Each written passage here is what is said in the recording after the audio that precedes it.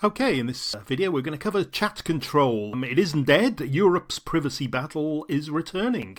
Now this happened over this weekend, the 15th of November actually, and it refers to Europe's chat control legislation that is trying to go through the European Parliament at the moment. So, across Europe the battle over encrypted messaging and online is heating up again, basically. When we thought that the chat control legislation was finished, we covered it in this channel with Germany opposing it. This time it's Denmark leading the push with a revised proposal that looks softer, but could still open the door to mass scanning of private messages. So we're going to have a little look at what's happening, what's changed, particularly over the weekend, and why staying informed is crucial for all of us, but democracy across Europe, really, in this instance. So what was chat control? Well, the original draft, which was proposed by the European Commission in 2022, was widely described as one of the most invasive pieces of digital legislation ever suggested in the EU and, in fact, the world, really. It included mandatory scanning of all private chats, including encrypted messages, like everything, AI analysis of all that text, images and videos that we post or swap or exchange, client-side scanning on devices, which you would need to break all the encryption on apps like Telegram and WhatsApp and stuff like that, age verification systems from almost every messaging platform and multiple websites, and extremely broad detection orders that, as I say, have forced apps like WhatsApp, Signal and Telegram to break the encryption entirely. So this was the client-side scanning, though. This wasn't targeted surveillance. It was everyone, everywhere, and all the time. Various privacy groups called it a mass surveillance by default, and quite a lot of the member states refused to support it. Ultimately, Germany sort of put the kibosh on it. So 2023 and 2024, the proposal did seem to lose momentum. Germany, as I mentioned, opposed it. The European Parliament seemed to reject mass scanning. Technical experts warned it was impossible to do without breaking encryption for everybody.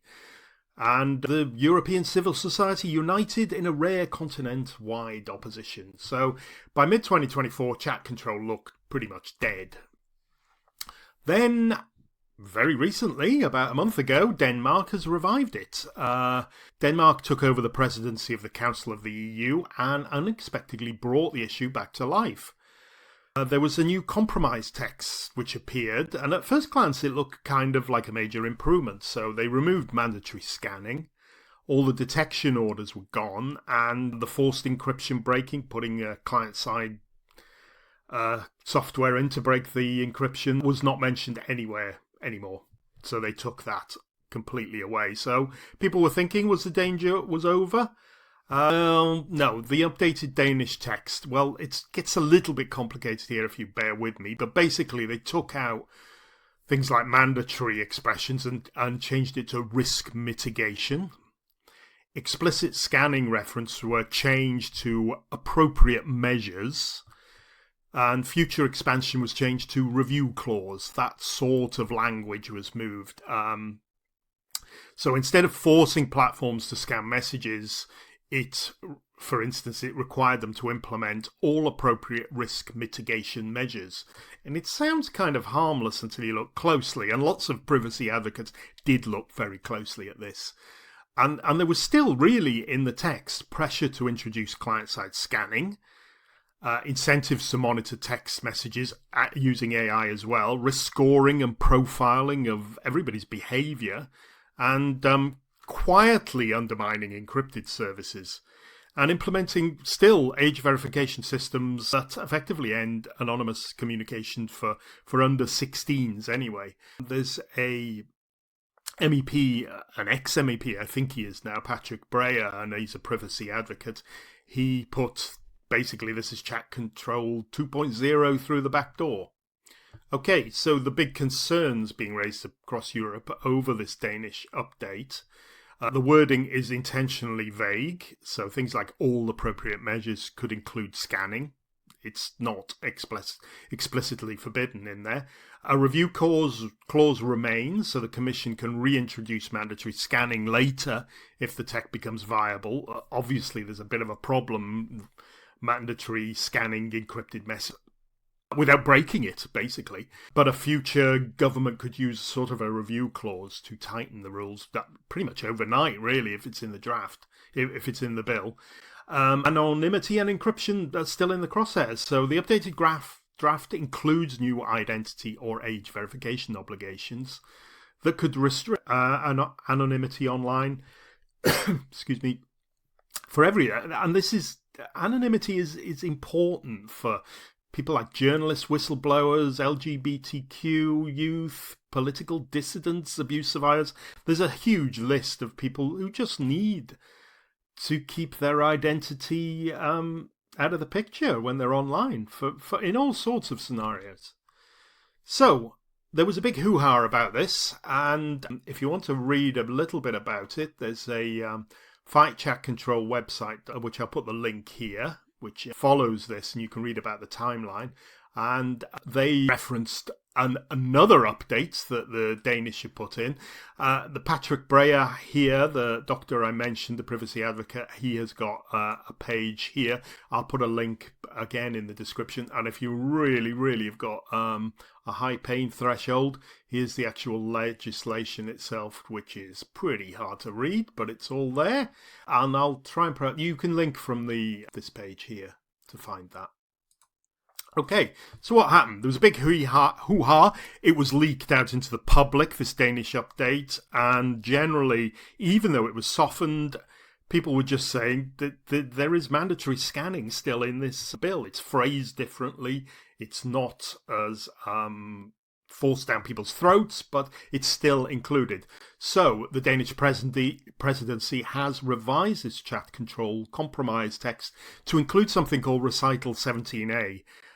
So this has gone in the draft bill, and it happened on November the 15th, yesterday as I'm speaking, Saturday the 15th.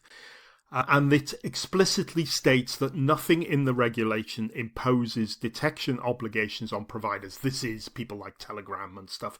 So it technically excludes mandatory scanning. So it's quite a big update there. I mean, I think it was leaked about 10 days ago. And it was only yesterday that this update to the update was put in. And it's important, I think.